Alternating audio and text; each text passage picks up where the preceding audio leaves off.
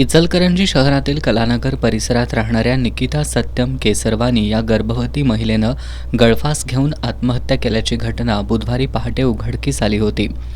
या प्रकरणी निकिता केसरवानी हिच्या आईवडिलांनी सासरच्या मंडळींविरुद्ध शिवाजीनगर पोलीस ठाण्यात फिर्याद दिली होती।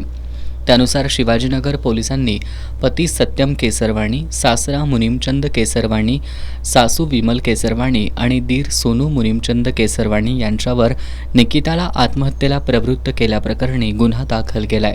या चौघांपैकी पती सत्यम केसरवाणी आणि सासरा मुनीमचंद केसरवाणी यांना पोलिसांनी अटक केली असून त्यांना आज प्रथम वर्ग न्यायालयात हजर केलं असता त्यांना 2 दिवसांची पोलीस कोठडी सुनावण्यात आली आहे।